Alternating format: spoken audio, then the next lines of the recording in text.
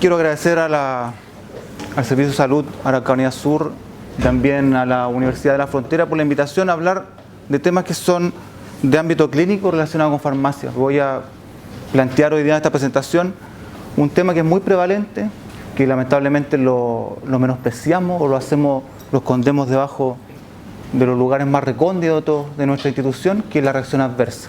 Por supuesto, también vamos a plantear algunos métodos, estrategias de detección, con la intención de, en esta presentación, conocer lo que es una reacción adversa, que la vamos a llamar RAM, van a escuchar a toda la presentación como reacción adversa a medicamentos. Probablemente RAM tenga otras denominaciones en el mundo de las abreviaturas, pero la vamos a utilizar hoy día como reacción adversa a medicamentos.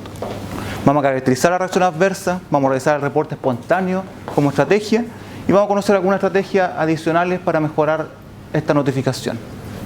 Vamos a hablar de un caso que nos va a ejemplificar lo que pasa en el día a día. Un paciente pediátrico, continuando con la línea de la presentación anterior, 1 mes 14 días, antecedentes normales al parecer.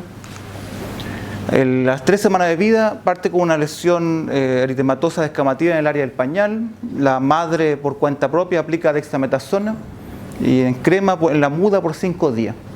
Luego, por persistencia de las lesiones, a sugerencia de una vecina, aplica clobetasol, cosa que pasa en el día a día. Mantiene el tratamiento por 14 días y después empieza a notar ella, la mamá, un aumento del volumen progresivo de ambas mejillas, vello facial, y decide consultar. En el examen físico, aumento de ambas mejillas, cara de luna llena, telangiectasia y hipertricosis. Por supuesto, el diagnóstico, un Cushing inducido por corticoide exógeno. Esto, que es un evento adverso a medicamentos, viene con una pregunta, por supuesto. Y de acuerdo a este caso clínico, ¿usted considera que esto es un evento adverso asociado a medicamentos? Y hay varias opciones que muchas veces van a pensar algunos, y quiero sacarlos de eso y llevarlos a la definición real.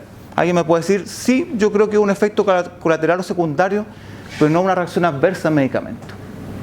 Alguien me puede decir, sí, es una reacción adversa a medicamentos, y también pueden pensar, no es un evento adverso, es algo esperable y normal. Probablemente alguien en la sala tenga ese pensamiento, y por supuesto no debería haber nadie que dijera ninguna de las anteriores, ¿cierto? Yo tengo que decirle que ese es el planteamiento oficial y técnicamente más válido para abordar un problema. Aunque sea un efecto colateral, aunque sea algo esperable, es algo que tenemos que abordar como una reacción adversa a medicamentos. No olvidar que muchas de estas reacciones tienen que ser reportadas. Y también la pregunta al respecto, dado que una sospecha de reacción adversa, ¿usted considera necesaria notificación a la autoridad regulatoria? Alguien me puede decir también, no es necesario, es algo habitual, esperable. Otro puede ser más tajante y decirme, no, sin razones. Alguien puede decirme, sí, toda sospecha debe ser reportada a la autoridad regulatoria. Y eso yo lo debo premiar, porque esa es la respuesta correcta, la C. Toda sospecha, incluso estas que son esperables y habituales, son parte de los sistemas de farmacovigilancia y tienen que ser reportadas. Alguien puede decir, ¿por qué? Aprendizaje. ¿Qué pasa si yo recolecto en mi comunidad 3 de esos eventos en distintos lugares, solo por el hecho de haber reportado? Claramente puedo hacer estrategia, porque estoy afrontando el problema. Entonces, se trata de visibilizar lo que está ocurriendo. Yo no puedo asumir situaciones normales, es como la tos por enalapril, por ejemplo. Tan normal y natural que ya no se reporta, ¿cierto? Ahora sí, le puedo dar una intención más educativa, visibilizar cuánto es el porcentaje. Vale la pena hacer una intervención, pero para eso tengo que tener una visibilización del problema. Quizás no un reporte completo de la situación, pero reportar algunas situaciones que me van a poder permitir saber cuáles son los pacientes que están afectándose con esos problemas. Son ciertas poblaciones de edad acotada, son pacientes que ocupan otros medicamentos, son pacientes de dosis alta. ¿Se dan cuenta de la información y la riqueza que se puede sacar a partir de la notificación? ¿Se puede haber evitado esta reacción adversa? Otra pregunta. No lo creo, era su destino. Puede ser un planteamiento. No lo creo, tiene predisposición genética también. Y en este caso se puede haber evitado, ¿ya? El caso es inventado, la verdad. Por supuesto, viene de la literatura, es adaptado para esta presentación, pero viene de la literatura de un caso que reportaron en otro país, ¿cierto? Pero un caso que perfectamente se puede dar. Y alguien puede decir, prefiero no opinar, también es válido. Se pudo haber evitado, ¿cierto? Una adecuada educación de los padres, de la mamá y por supuesto de la comunidad. Difícil a veces, pero puede ser una estrategia de prevención. Todo el sistema de utilización de medicamentos tiene estos riesgos. Estamos jugando entre balance riesgo-beneficio, desde que se selecciona el medicamento hasta que se sigue. Toda la cadena. Toda la cadena amenaza a nuestros pacientes. Yo lamentablemente tengo que llevarlos por el lado malo los medicamentos. La presentación va a ir por ahí. La amenaza del sistema de utilización en forma de eventos adversos. Nosotros queremos que un medicamento sea eficaz, seguro, costo efectivo, que lo conozcamos bien cómo se ocupa. Esos son como los parámetros ideales que nosotros buscamos día a día en nuestra medicación. Y andamos siempre balanceando riesgos-beneficios. Por supuesto, nos movemos en un escenario donde hay efectos adversos y tratamos de maximizar los beneficios de nuestros pacientes. A veces no es posible, a veces van a ocurrir problemas. Y aparece esta definición de evento adverso, que es un acontecimiento relacionado con la atención que recibe el paciente que tiene o puede no tener consecuencias negativas. Podría ser algo simplemente pasajero, pero que igual ya representa un daño al paciente. Y la reacción adversa se desprende desde ahí, como en algunos casos como sinónimo y otras veces en paralelo, reacción nociva y no intencionada que se produce a dosis utilizadas normalmente en el ser humano. Esta definición tan tajante nos deja fuera el problema de las intoxicaciones. Siempre una discusión, si el paciente se toma más de lo habitual, ya no cae en el rango de dosis utilizada normalmente en el ser humano. Estamos en otro escenario. Y todos los medicamentos, tan bellos que son, van a producir problemas, ¿cierto? Todos tienen eventos adversos, incluso estos coloridos chubis que están ahí. Todos tienen problemas. Y producen afectaciones de distintos sistemas, síndromes. Aquí hay una lista, como ejemplo solamente, de algunos medicamentos que producen problemas hepáticos, otros gastrointestinal. Todos tienen su sistema preferido para dónde irse y producir daño. Como por ejemplo, el cotrimoxazol, que afecta a un montón de sistemas, entre ellos el geneto urinario con cristaluria cuando es endovenoso, electrolítico a través de hipercalemia, o por ejemplo el hematológico. Entonces uno podría agrupar lo que hace cada medicamento en sistemas, ¿cierto? Y eso permite entender muchas veces los mecanismos. Como salvación surge la farmacovigilancia, porque esta reacción adversa se ha demostrado que impactan en los sistemas de salud, impactan en costos, indicadores ya más de tipo clínico, mortalidad, morbimortalidad. Estamos hablando también de un impacto en la percepción del usuario frente a la institución, porque imagínense, si sale con un daño por medicamento, la percepción que tiene este usuario respecto al tratamiento que le dimos va a ser bien baja, ¿cierto? O sea, va a ser una percepción de rechazo frente a lo que le están haciendo y va a crear, por supuesto, una aniversión sobre lo que estamos haciendo como grupo de salud.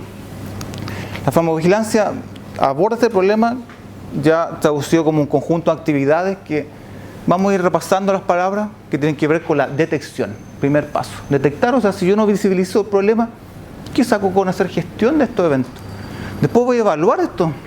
Quiero entender por qué está pasando. Y por supuesto, la más importante, que tendría que ir con mayúsculas, tratar de prevenirlos, no en el paciente que ya ocurrió. Ya el pasado, valga la redundancia, ya pasó. ¿Entiendes? Pero yo puedo, lo que pasó, pasó, dice por ahí un filósofo griego. Y después viene el futuro. El futuro, pacientes que van a tener las mismas condiciones y vamos a poder prevenir en ellos. Ese es el aprendizaje que uno saca de los eventos.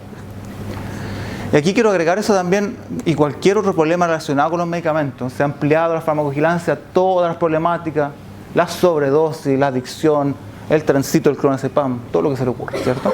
El error de medicación, la falla terapéutica, la falla de calidad.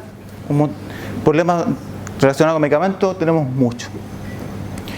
¿Cuál es el objetivo? Detectar tempranamente reacciones adversas e interacciones que no se conocen. Eso muchas veces la farmacovigilancia aporta porque descubrimos cosas raras, las reportamos y resulta que en otro lugar del país y del mundo también lo reportaron. Se suma un reporte de algún país de África, algún país asiático, y vamos sumando y vamos haciendo que eso, ya que era algo raro, sea un efecto adverso que va a estar descrito en la ficha técnica, que vamos a poder abordarlo después. Se torna muy fundamental el reporte espontáneo en esa tarea. Detectar aumento de la frecuencia de reacciones adversas conocidas, y ahí viene la clásica evaluación de los problemas de marca, muchas veces dirigido hacia una marca en especial, pero también un elemento que si se hace objetivamente es un elemento discriminatorio entre una marca de calidad y una no. Entonces uno podría hacer una vigilancia de la metformina, por supuesto siendo objetivo, ¿cierto? No dirigiendo la ciencia hacia una marca en particular. Ojalá que el evaluador sea ciego, sea independiente, que no tenga un conflicto de interés en esa evaluación de la reacción adversa y permitir objetivar ciertas cosas que van pasando. ¿Qué pasa si tengo más alergia a un fármaco? También sería extraño, ¿cierto? Si empiezan a aumentar la frecuencia de alergia. Pero alguien puede decir, no, pero eso es normal. ¿Qué es normal? ¿Qué es lo basal? ¿Qué es lo alterado? ¿Cierto? Uno tiene que saber cuáles son sus basales de alergia para entender y hacer un juicio si eso es normal o no. Identificar factores de riesgo, aquí uno aprende en realidad que hay distintos elementos que llevan al factor de riesgo. La pediatría es un factor de riesgo de reacción adversa, el adulto mayor, la polifarmacia, como comentaba antes. Uno va entendiendo cuáles son los pacientes que va a abordar, los que ocupan medicamentos de alto riesgo, los que ocupan anticoagulantes orales. Son pacientes que uno después va a abordarlos específicamente porque es un mundo tan amplio, no puedo cubrirlo todo, ¿cierto? Entonces tengo que privilegiar. Siempre la farmacovigilancia está evaluando los aspectos cuantitativos de la relación riesgo-beneficio y de la difusión también. Se encarga de enseñar a los tratantes, al equipo clínico sobre el buen uso. Siempre se están visibilizando riesgos. Este es un iceberg donde hay un montón de riesgos acá abajo. Ya nosotros hemos aprendido que hay otros riesgos asociados microbiológicos dentro de ampollas. A veces pueden ir ciertas bacterias, ¿cierto? Que no deberían estar ahí, pero igual llegan. Y mal uso, adicciones. No sé, en realidad uno de la punta de este iceberg ve una pequeña salida de superficie. ¿Por qué? Porque no estamos mirando lo que va ocurriendo en el día a día y lo escondemos. Y esto es una frase típica que vemos los que trabajamos en esto. Perdóneme usted, acá nunca he visto reacciones adversas a medicamentos. Acá no ocurren. ¿Cuántas veces la gente que trabaja en farmacovigilancia se topa eso en los servicios clínicos, en los consultorios? No hay reacción adversa. Y eso, lamentablemente, les tengo que decir que el que busca encuentra, y la utopía de la reacción cero es eso, una utopía. Número así, por poner sobre la mesa: ambulatorio, 12% de los pacientes deberían hacer al menos una reacción adversa durante el curso de un tratamiento. Hospitalizado hablamos del 10% más o menos. En pediatría hay un gran metaanálisis que habla del 9% de los pacientes hospitalizados hace al menos una reacción adversa. Se dice que el 1% de los ingresos de urgencia son producto de una reacción adversa, y eso puede ser más alto en algunas situaciones. O sea, números que respaldan que la reacción adversa ocurren ya no van a discusión. Números locales, por ejemplo, nosotros medimos en pediatría, nos dio 11,7% de nuestros pacientes tienen al menos una reacción. En cirugía, donde nos decían, no hay reacción adversa acá, ¿para qué van a hacer este estudio? Resulta que 8,7%. Hay mucha gastritis, incluso problemas renales por AINES, un elemento tan básico como un diclofenaco, un ketorolaco mal usado, determina reacciones adversas que pueden haber sido perfectamente prevenidas. Muy bien, ya tanto problema, tanta cosa, ¿qué hago con esto? ¿Cierto? Notifico primero, gestiono. Entonces, tengo que tener una reacción adversa primero, o sea, ¿qué sentido tiene notificar si no existe nada, ¿cierto? Pero para tener eso hay unos elementos que tienen que haber: el medicamento, por supuesto, el paciente, el evento adverso y una plausibilidad temporal. Nos sirve que el paciente hizo una alergia, el paciente el día de ayer se enronchó, está con pura roncha, así dice ¿cierto? Nuestro paciente declara.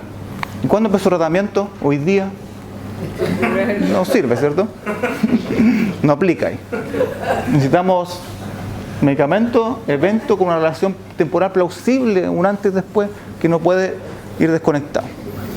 Y aquí quiero poner la legalidad del tema, porque lo voy a mencionar muy brevemente. Nuestro decreto supremo número 3 nos obliga al reporte de las reacciones adversas que tengamos conocimiento. En el artículo 217 establece ya una obligación, establece un deber al menos de reportar todo lo que nosotros tengamos conocimiento. Y además pone plazo, y es exigente en eso. Dice que si yo tomo conocimiento de una reacción adversa que llamamos grave, tengo 72 horas. Si tengo otras reacciones no graves, tengo 30 días. pero tengo que reportarla. Algo que entenderemos que en recursos y en logística es imposible, ¿cierto? Entonces así yo les digo, y esto que queda acá, que no podemos reportar todo, pero tenemos que priorizar, ¿cierto? El ICP en todas sus presentaciones nos dice, reporten todo. Sí, utópico, ¿cierto? Pero eso no sale de acá, ¿cierto? Reportemos lo prioritario, lo que va a determinar conductas y acciones dentro de nuestro lugar de trabajo. Ya tengo la reacción adversa, ahora los que nos gusta la información y gestión del conocimiento, convertimos estos datos hermosos en información y luego en conocimiento, entonces tenemos que desglosarlo y las caracterizamos para aprender. Por sistema fisiológico, por grupo terapéutico, por supuesto hay una clasificación muy usada que se llama ATC. Vemos si era prevenible o no a través de algoritmos, si era severa, y la causalidad, que vamos a ver lo que significa como ítem. Causalidad, en lo que le decía que le dio la alergia y el medicamento había empezado el día después. Tiene que haber una relación entre medicamentos A y eventos adversos en tiempo, pero además tienen que descartarse otras causas, porque ¿qué pasa si la alergia era un virus, algo viral? Puede ser. Entonces tengo que descartar que hayan otro elemento, y se hace a través de juicio y causalidad, que hay un montón de estrategias y algoritmos que se ocupan. Está el juicio de expertos, que se ajusta a un comité y evalúa en conversación de expertos si fue o no la reacción adversa causada por el medicamento. Está el algoritmo clásico de Naranjo también, muy ocupado en el mundo primero de la psiquiatría y después bajó al mundo de los medicamentos cualquiera. Y otros métodos ya más establecidos, ya más estadísticos. No hay un método internacionalmente aceptado, se dice en la OMS, recomienda el juicio de expertos, un comité de farmacovigilancia, comité que vendría a ser las partes de evaluador y de agente de prevención. Interesante, porque se junta un grupo multidisciplinario de distintos rubros de nuestra institución y se pone a discutir cada cierto tiempo las principales problemáticas y después aborda acciones. La severidad también es importante, porque yo me voy a preocupar de estas de acá, pues la grave y letal. Entonces se dice que las moderadas son las que tienen manifestaciones clínicas importantes sin amenaza inmediata para la vida del paciente, pero requieren medidas terapéuticas o la suspensión de tratamiento. Cuando requieren medidas terapéuticas o suspensión de tratamiento, es una moderada. Si no requieren nada, leve. Pero si producen la muerte, amenazan la vida, producen incapacidad permanente, requieren hospitalización o la prolongan, o anomalías congénitas y procesos malignos, son graves. Entonces, uno muchas veces se prioriza estas de acá. ¿Puedes darme un ejemplo? ¿Sí? Recuerden siempre, ¿perdón? ¿Puedes darme un ejemplo de la grave? Vamos a una grave. Paciente recibe un tratamiento oral por fluconazol y paralelamente le dan acitromicina. Hace una prolongación de intervalo QT con un síncope, termina en urgencia y fallece por el evento, por hacer una torsión de punta. Eso se considera grave. Otro caso, paciente que se va a dar de alta con un tratamiento estaba con un antibiótico cefotaxima y de repente el día anterior a pasar a la vía oral para irse a casa hace una reacción anafiláctica con compromiso de vía respiratoria, compromiso también de conciencia, termina en la UCI, hospitalizado 3 días más. ¿Ya? Se prolonga la hospitalización, ¿cierto? También es grave, ¿cierto? Y imagínense todas las posibilidades de gravedad que pueden haber que determinan un daño al paciente. Sí, en todo lo dañamos, pero en la magnitud del daño en las graves es más alta, ¿cierto?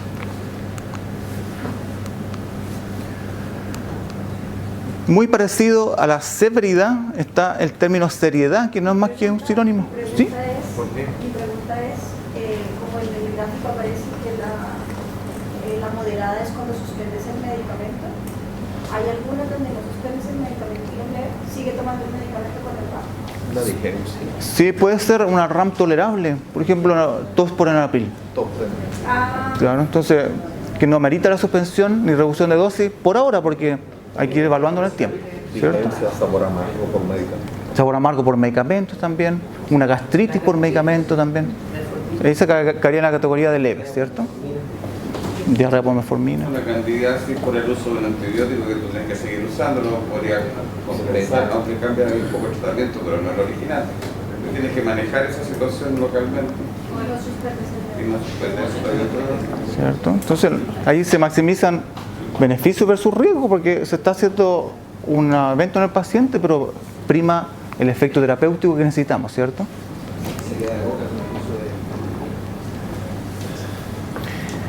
Preventibilidad, evitabilidad le dicen algunos se sonrojan cuando traducimos del inglés al español preventibilidad, porque no existe la palabra, pues, si la buscamos. Entonces, creamos una nueva palabra acá en esta auditoría. Sí, vamos a tener que agregarla. Así como han agregado últimamente muchas palabras nuevas, vamos a agregar esto. Otros les prefieren decir evitabilidad, también es una palabra válida. Es que la posibilidad de haber evitado la reacción adversa. Se dice que del 15 al 90%, dependiendo de los estudios que lo evalúan, de la reacción adversa son evitables. Harto, ¿cierto? Se estima la mitad más o menos. Nosotros en nuestro hospital calculamos un 50% cuando hemos hecho las mediciones en una unidad de paciente crítico, en un servicio de cirugía, y en general nuestro informe varía en los porcentajes. Cuando sacamos los informes semestrales o anuales, van del 40, 10%, se mueven en un entorno de 10 a 50%. Esa es nuestra casuística. Diversos instrumentos para evaluar preventibilidad o evitabilidad, está lleno. Hay alguno que es más utilizado, que se llama Chummock and Thornton, que es una escala de preguntas que se hace y se evalúa con un conjunto, ojalá, de grupos de expertos para revisar eso. ¿Dónde está la oportunidad de prevención? Si desarmamos estos algoritmos de evaluación de evitabilidad, encontramos que los principales determinantes de la prevención de los eventos adversos de medicamentos, de la reacción adversa, son los errores de medicación y la interacción entre medicamentos, que son uno de los principales factores para el desarrollo de estos problemas. Y no se lo pierda porque vamos a hablar un rato más, ¿cierto? Sí. Así que atento, volveremos acá. Vamos a hablar un poco de gestión de riesgo y datos. Yo tengo, en el mundo de la gestión de riesgos, se estiman primero los riesgos, se le da valor científico, y eso tengo que hacerlo a través de estrategias tanto de farmacovigilancia activa como pasiva. Ojalá tener mucho reporte, mucha data, y ir aprendiendo cuáles son los factores de riesgo. ¿Será en un lugar en especial? ¿Será dentro de mi comuna en un sector específico? ¿Será en mi hospital dentro de un servicio donde ocurren más problemas?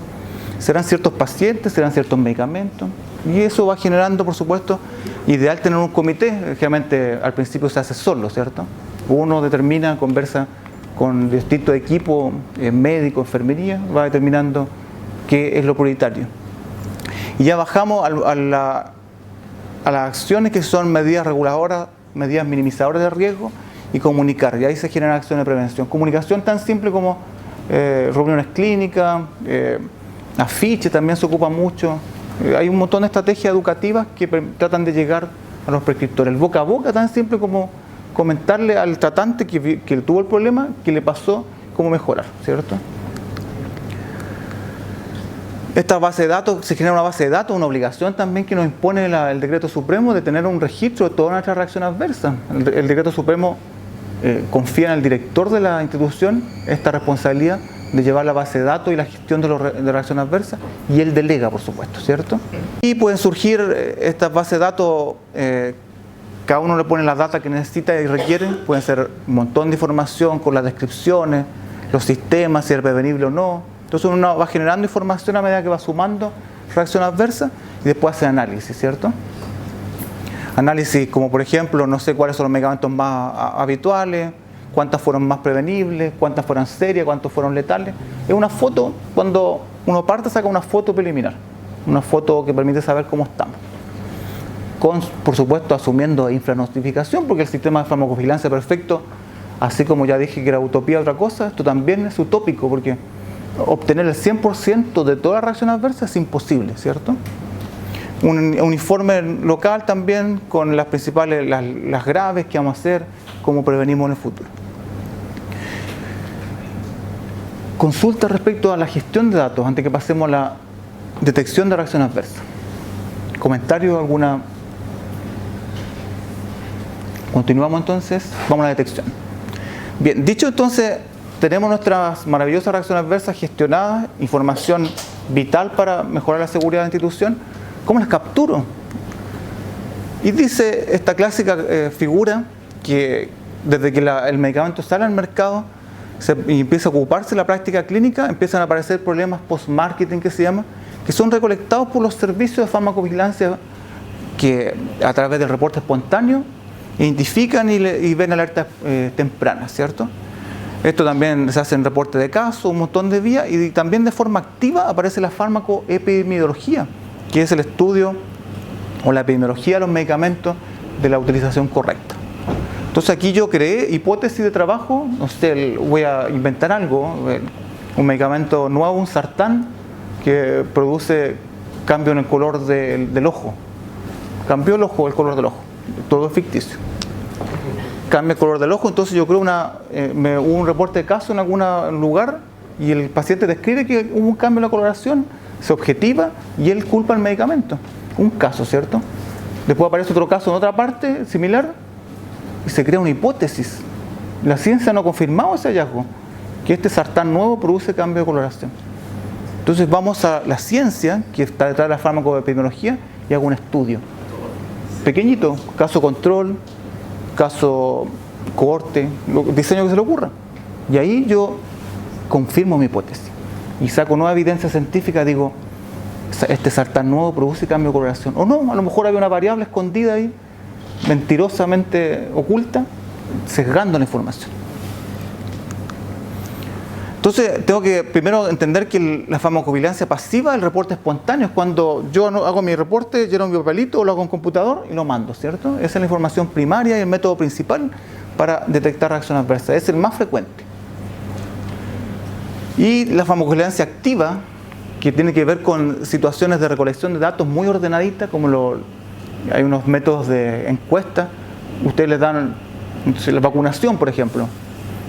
Vacuna influenza temporal el próximo año.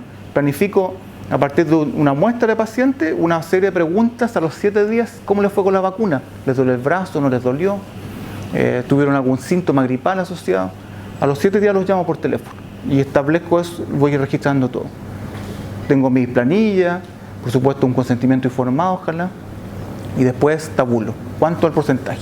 Es una experiencia que roza la farmacovigilancia activa con una vigilancia, ¿cierto? Y lo otro son los métodos como sistemáticos de recolección. Y lo otro son los estudios epidemiológicos, estudios ya más elaborados, con más detalle. La farmacovigilancia pasiva viene del mundo el gran impulso fue este tema de la talidomida, que hablaba de la problemática que ocurrió con este medicamento en embarazadas, ¿cierto? Las malformaciones congénitas, que gracias al reporte espontáneo pudieron ser visibilizadas. Empezaron reportes de distintos lugares de Europa, apareció por acá, un reporte en una revista científica, donde preguntaba si otras personas habían visto anormalidades similares por el uso del medicamento en embarazadas.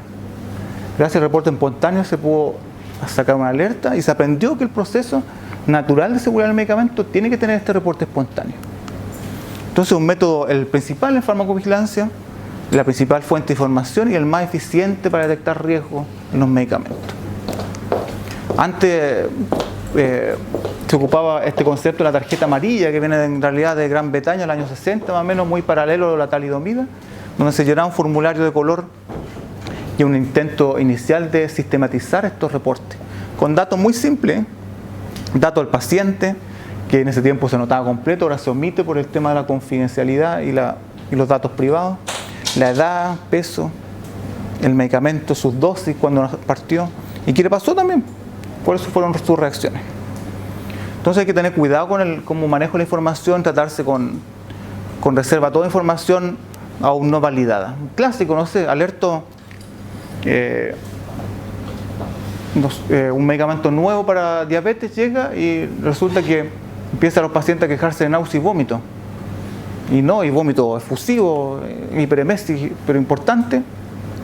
Yo hago la alerta, el medicamento a partir de un caso, corro la voz, este medicamento produce emesis y se corre la voz y se reproduce la información y lo dejan de prescribir, se deja de prescribir, los pacientes se enteran y dejan de tomarlo. Entonces muchas veces se puede crear a partir de información no concluyente aún, se puede crear una verdadera histeria colectiva. Puedo convertir un medicamento en el peor de los villanos de nuestra institución. Entonces hay que tener cuidado con el manejo de la información, ser reservado y cauto antes de elaborar conclusiones preliminares. Proteger la confidencialidad de los datos y corroborar la autenticidad de la información. Lamentablemente en el mundo de los medicamentos hay también sesgos hacia ciertas marcas particulares por el hecho de que no funcionan. Que puede pasar que no funcione, pero muchas veces nos vamos dirigidos allá a buscar reacción adversa. Entonces el evaluador que está del otro lado tiene que ser bien objetivo qué hay detrás de ese reporte. Probablemente una reacción adversa y hay que estudiarla como tal, pero también entender la significancia de por qué se está reportando. Es un método muy básico, a veces con un par de datos. Yo lleno, no sé, de repente nos llegaban a nosotros reacciones adversas que decían esto: paciente LK, 8 años, metformina, diarrea. Ya hice el reporte. Lo reportaron, ¿cierto? No salía la fecha, no salía la dosis, no salía qué pasó con el paciente, pero ya se agradece porque es un reporte preliminar, ¿cierto? Antes que nada, sí, algo, no puedo quejarme porque reportaron. Detecta eventos adversos graves rápidamente y reacciones poco frecuentes también. Lo poco frecuente aparece. Siempre presente la infranotificación. Esto son como frases típicas, como las 42 frases del reporte espontáneo. Rescaté 4 acá. Esto ocurre siempre, no lo voy a reportar. Un clásico, ¿cierto? Y esto yo lo vi, ¿para qué lo voy a reportar? No tengo tiempo. Sinceridad, se agradece, ¿cierto? Sí. No sé cómo llenarlo. Eso es como lo mismo de acá, pero no te lo dicen en la cara. ¿Cierto? No sé cómo llenarlo, clásico. Y como uno no tiene tiempo de ir a ayudarle, como que, no viniste, entonces no reporté. Y la subnotificación se dice que el 5 al 10% de lo que de un sistema de farmacovigilancia funcionando es la eficiencia en detectar reacciones adversas. 5 a 10, imagínense. Y pasan cosas, hay un temor a involucrarse legalmente, la culpa también por los daños al paciente, la ignorancia de cómo describir la notificación, entre otros, a través de distintos estudios se han encontrado como medida. La complacencia con el medicamento significa que, si este medicamento es así, como siempre hace lo mismo, así que, ¿para qué vamos a reportar eso? Como que lo comprendemos, lo aceptamos el medicamento, lo dejamos ser. Un ejemplo nuestro, nosotros teníamos, se dice que a través de un estudio clásico en pediatría, el 1,5% de los pacientes ambulatorios tendrían al menos una reacción adversa. Nosotros tuvimos 92.000 atenciones, teníamos que haber tenido 645 sospechas y en este servicio en ese año tuvimos 10. Nada, ¿cierto? Entonces estamos hablando de una subnotificación importante. Entonces uno saca verdaderas fotos muy particulares de las poblaciones completas de este método, pero igual es un método efectivo, si a pesar de todas estas limitaciones sirve. No permite sacar incidencia, yo no puedo, a partir de una foto, poder sacar prevalencia, ¿cierto? Pero incidencia no puedo.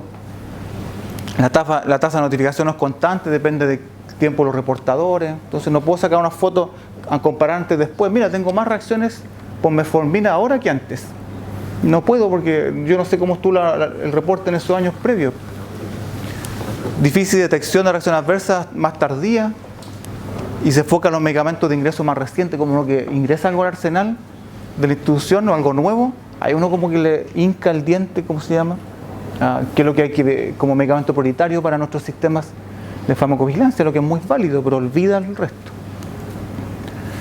Nosotros la notificación entonces la hacemos por manual y en línea. Hay 2 métodos muy claros a través de nuestra institución, en nuestro Instituto de Salud Pública.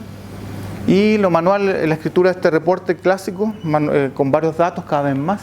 Pasa en el mundo en una página que se llama VigiAccess, como Vigi de vigilancia, Access en inglés de Access. Está toda la información de VigiAccess, ¿cierto? Access de VigiAccess. Entonces van a encontrar mucha información ahí. Y nuestra autoridad regulatoria saca señales de ahí. Señales llama señales a cosas como novedosas de los medicamentos y va aprendiendo y saca boletines que están disponibles. Recuerden leer el instructivo, se van a notificar porque pasan cosas, pero se ¿Se acuerdan de ese caso de la metformina que nos decía metformina, diarrea, no, ni sabe el paciente da? Y nadie sabe. La rechazan eso. La rechaza. Sí, o sea, yo le agradezco al reportador, pero lo siento, siga participando. ¿Por qué? Porque según esto se van a recibir reacciones que tengan tales contenidos y el resto todo para afuera.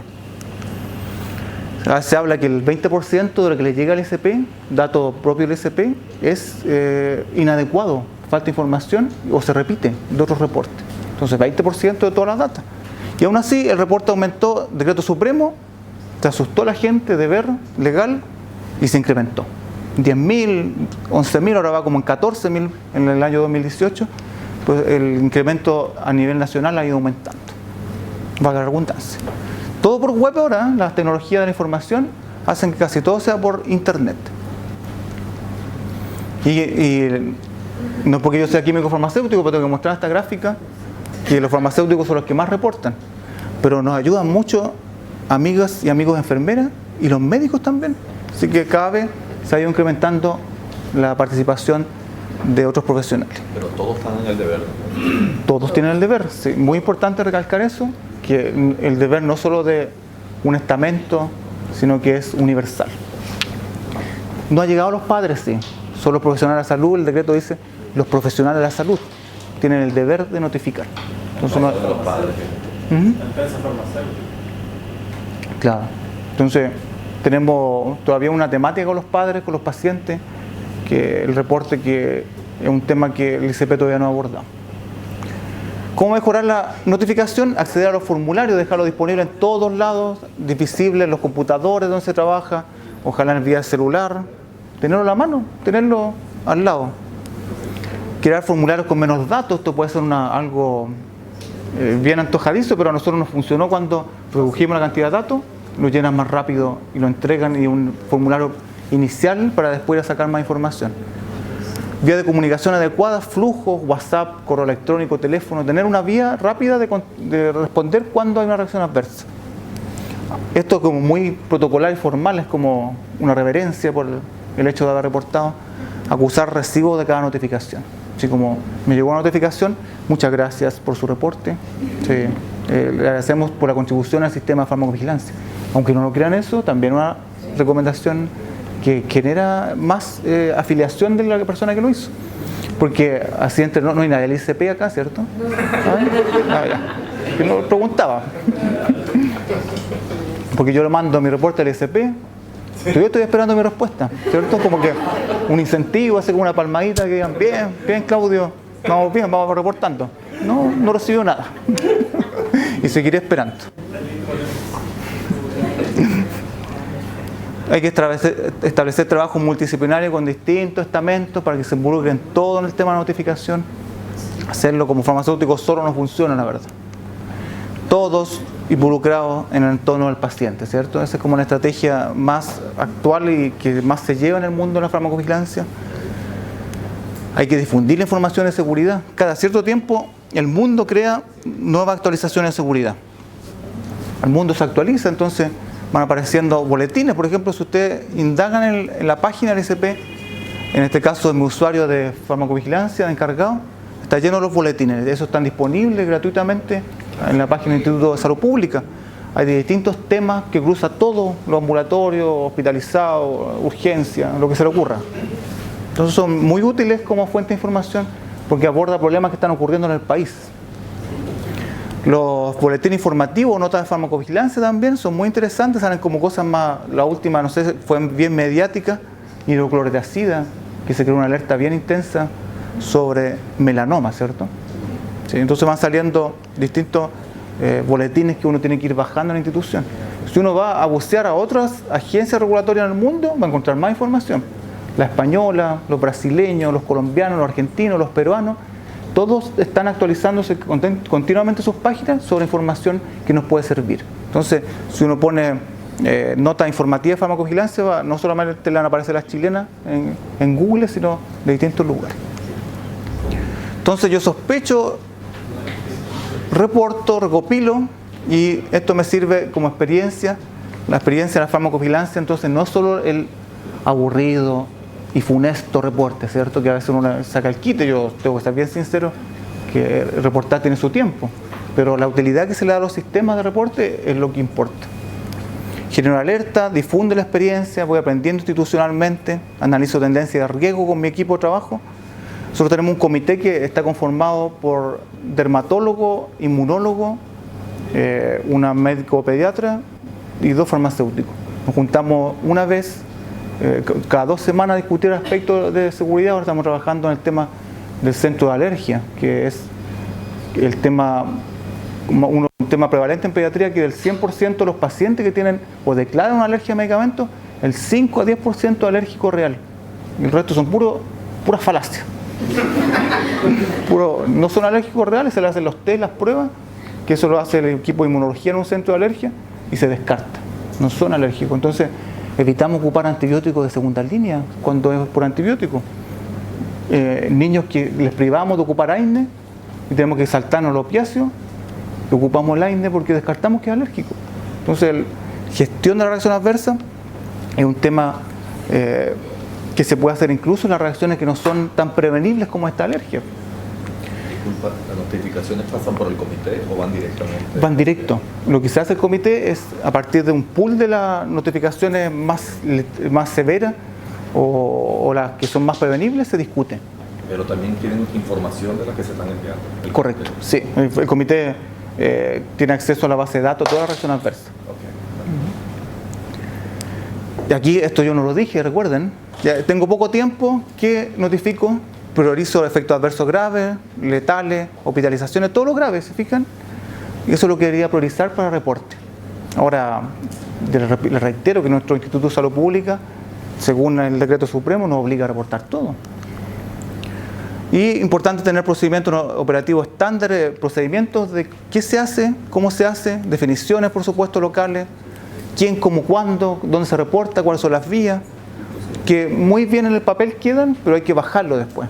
Capacitaciones, reuniones, puerta a puerta, que le llamamos nosotros, o piso a piso también, porque es un hospital con varios pisos. Boca a boca. El boca a boca, ¿cierto? El clásico, y simplemente ir a contarle de esto y decirle, mira, esto es la regla del juego. Aquí te dejo un flujograma, lo pego donde tú trabajas y recuerda solamente cuando tengo una reacción adversa y mándame un WhatsApp, ¿cierto? Tan simple como eso, con la inicial del paciente, el número de ficha y vamos recolectando. Hay que estimular la participación de a través de capacitación y difundir los resultados, porque ya, qué lindo, qué bonito, un programa de farmacovigilancia que recolecta información, pero ¿para qué sirve? Y hay que ir demostrando, porque al principio nos convertimos en recolectores de datos, el primer paso, pero después hay que hacer algo con esos datos. Y ahí se torna fundamental capacitar. Este es un ejemplo de una estrategia de implementación. Este es el Hospital Ezequiel González Cortés, donde trabajo, un hospital pediátrico en armonía con la pediatría. Tiene sus pisos, 5 pisos, tienen nombre de distintos lugares y animales. Por ejemplo, desierto se llama el quinto, donde en desierto está alpaca, flamenco y desierto florido. Qué hermoso, ¿cierto? Hermoso. Tenemos receta, ahora estamos migrando a la ficha electrónica, receta electrónica, y nos quedan algunos servicios de los policlínicos, o que le llamamos nosotros los consultorios adosados de especialidades, que les queda todavía manual. Estos son los datos de la farmacovigilancia en el hospital, siempre manteniendo idealmente números sobre 100, por supuesto con mucha infranotificación, entender que no hay perfección de sistema. ¿Qué pasará en ese minuto de la mayoría de hospitalizados? ¿Qué pasará con nuestro policlínico adosado en el hospital? Entonces, quisimos medir, de esa gráfica anterior, sabíamos que nosotros en nuestra vida vimos 645 sospechas cada año, pues nosotros vemos una parte pequeñita, entonces tenemos que vigilar más. Al menos aproximarnos a un número más decente de reportes. Y se hizo una implementación de farmacovigilancia con una doctora, con una interna de farmacia, ahora farmacéutica, que trabaja acá en el servicio, y creamos algunos afiches. Empezamos a bombardear a nuestros tratantes y enfermeras con afiches, a celular, correo, les pegamos en sus computadores de trabajo, les pegamos en las paredes, los visitamos todos los días, ya desarrancando nosotros, la verdad. Un bombardeo, de verdad, un bombardeo de medidas gracias a la interna, a la Camila, que ejecutaba esas labores. Muchas reuniones con los grupos y ahí salía todo ese tema que decía yo, no, acá no tenemos reacción adversa. El clásico ¿Para qué voy a reportar eso si lo veo todos los días? Eso es como una frase típica de las reuniones. Y empezamos a generar distintas fuentes de información, las conversaciones de pasillo, a veces el hola, ¿cómo está? Y convertirlo, oye, ¿sabes de la farmacovigilancia? Sí, como que es como una evangelización. Sí, claro. Sí, y te acerca a la persona, le conversa de la importancia y los flujos, ¿cierto? No te arranques, es típica frase. Sí, no te vayas porque quiero hablarte. Y arrancaba por los pasillos, pero fueron un par de médicos. Un reporte con menos datos, o igual son hartos datos, pero nos llenan al menos una parte importante, con los datos notificador. Entonces cada médico tenía sus datos llenitos acá, ya previamente. Y al iniciar el paciente, entonces era menos información y lo íbamos a capturar todos los días. Afiches informativos también, como que involucrando el concepto del paciente, porque en pediatría pega más el tema de cuidar a los niños, porque finalmente esa es todo esto apunta a ese objetivo principal. Con los flujos de trabajo, los correos asociados, de verdad los bombardeamos de información. Cada 3 días les mandamos correos. Estamos en spam probablemente, pero no en todos, ¿cierto? Más afiches también les pegamos en todos lados, ¿cierto? Y teníamos distintas vías. Nosotros tenemos una plataforma que se llama CERCU y otra era NAMED para reportar, aparte del formulario papel. Y también teníamos la página web alojado distintos ítems de la farmacovigilancia. Y parte de un equipo multidisciplinario que les contaba, básico primero, farmacéutico y doctor, en el año 2017, y empieza nuestra implementación. Entonces, en esta fase de aquí se genera esta implementación. En el 2016 nosotros hablamos de nula reacción adversa, a partir de los afiches también hicimos trigger, distintas medidas, y encontramos un incremento a 102 reacciones adversas. O sea, hay reacción adversa. Del mito de que yo no tengo, partimos sacando fotos de que existen, o sea, de que cuando uno busca, va a encontrar, ¿cierto? Trigger, básicamente, muy rápido, son gatillos o alertantes de cosas que suceden, porque son como situaciones específicas que te dicen algo hay aquí raro, puede que haya una reacción adversa a un evento. El GRD te entrega la flebitis, por ejemplo, en nuestro hospital, tú le puedes decir que te entregue distintos ítems asociados a medicamentos, y si está bien descrito, está bien tabulado, vamos a obtener información a partir de ahí. También están los medicamentos. No sé si un paciente está recibiendo un corticoide endovenoso o tópico, algo puede ser con medicamentos, puede que no, pero un trigger, ¿cierto? Si recibió una naloxona también, un antídoto, y así varios medicamentos que son básicos como estrategias trigger. La clásica clorfenamina, ¿cierto? ¿Quién recibe clorfenamina en un entorno agudo, reciente uso? Probablemente un paciente que está haciendo alguna alergia. Puede ser. Y aquí dentro de estas 102 RAM detectadas, el 10% fueron pesquisadas por trigger. Básicamente, trigger muy específico, tibicristina y gabapentina al mismo tiempo, que hablaba que hubo una neuropatía. Esta fue bien extraña y nos invita a la reflexión, porque estamos tratando, los neurólogos están haciendo un trabajo ahora para ver cuál es la causalidad, la cuantía de ese problema, ácido valproico e hipotiroidismo. Que está descrito, no es algo habitual, pero empezamos a encontrar varios casos de uso concomitante. Entonces el análisis invitaba a que, claro, los pacientes ocupaban ácido valproico y hacían hipotiroidismo. Entonces hicimos los reportes y ahora estamos con vigilancia estricta de esos pacientes por endocrinología, porque no sabemos si la magnitud es más alta. Los exámenes laboratorios alterados, hay una lista de exámenes que pueden servir como alertantes, los INR sobre tal valor, este es un ejemplo de algunos trabajos, potasios bajos, potasio alto, las creatininas altas, enzima hepática. Muchos de estos cuadros son por miles de razones, pero uno tendría que descartar y teniendo la idea de cómo es la epidemiología local de los eventos, uno podría ocupar algunos de ellos como trigger. Finalmente, farmacovigilancia activa, el proceso, desde la idea de investigación les contaba de este sartán que producía cambio de color del ojo. Yo lo planteo como una idea, planteo un problema y elaboro una pregunta de investigación, reviso la literatura, porque a lo mejor en otra parte del mundo, en algún país africano, yo siempre bromeo con Namibia. Si yo digo, no, en ningún país de Namibia, pero un día me va a aparecer un namibiano, y hasta ahí va a llegar mi broma. Entonces no hay nadie de Namibia acá, ¿no? Entonces imagínense de Namibia, el Journal of Namibia Reports publican el mismo sartán un cambio de coloración. Entonces el mundo me está diciendo que hay una hipótesis probable y sigo adelante. La confirmo, evalúo esta hipótesis, defino variables, cuál va a ser la definición del cambio de coloración del ojo, cuál va a ser la definición de dosis administrada. Desarrollo el diseño de investigación, que se va a hacer una cohorte de seguimiento, caso control, tengo que verificar el diseño, defino muestra, recolecto datos, analizo y difundo, cierto reporte. Entonces el proceso de investigación más formal, hay un montón de diseños que no vamos a entrar en detalle. Los diseños clásicos de seguridad están por acá, los observacionales. Y ahí quiero apuntar a unos bien específicos, el case report o reporte de caso, que es tan básico, pero tan informativo para generar línea de trabajo.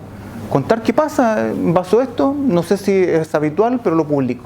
Alguien te puede decir, no tiene nada que ver, pero ya está haciendo un ejercicio de causalidad inicial, porque no puede establecerlo. La serie de casos, juntan más casos.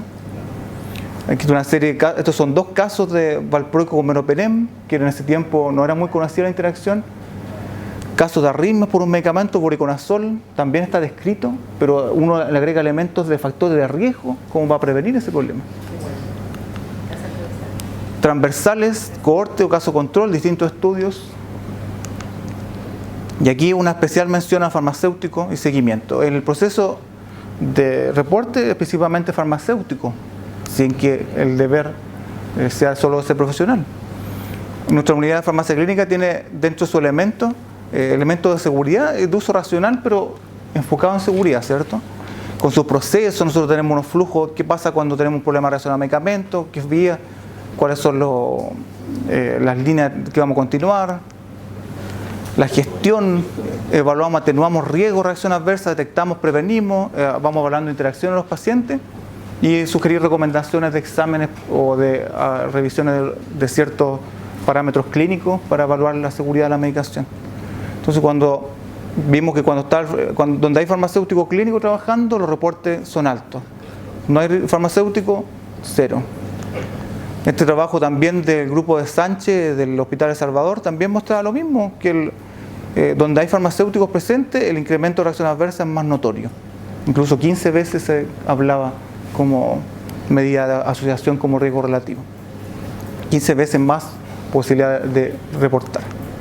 Entonces recordemos que este proceso se comunica a los dos, yo genero reporte espontáneo, hago después confirmación de hipótesis, pero jamás debo olvidar que el modelo tiene que ser centrado en el paciente, porque siempre nos vamos a lo administrativo, gestión, pero finalmente el foco está ahí, en el paciente, y ese es el centro de todo el proceso. Y uno pierde eso a veces, por el día a día, por la práctica habitual, porque las presiones. Entonces el paciente es el principal beneficiario de estas prácticas, y tenemos que centrar nuestros sistemas de farmacovigilancia más allá del reporte y buscar otros problemas, si está lleno de problemas.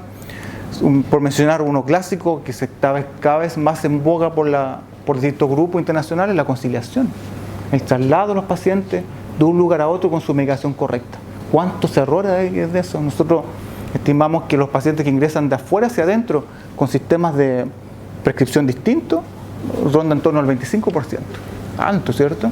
Al menos el 25% de los pacientes tienen al menos un error de conciliación. La literatura dice que los números van por ahí, 20, 30%, y de repente medicamentos importantes que determinan finalmente ingresos, hospitalización, prolongación a veces de estadía y otras causas. Entonces vamos más allá del reporte centrado en el paciente. Muchas gracias.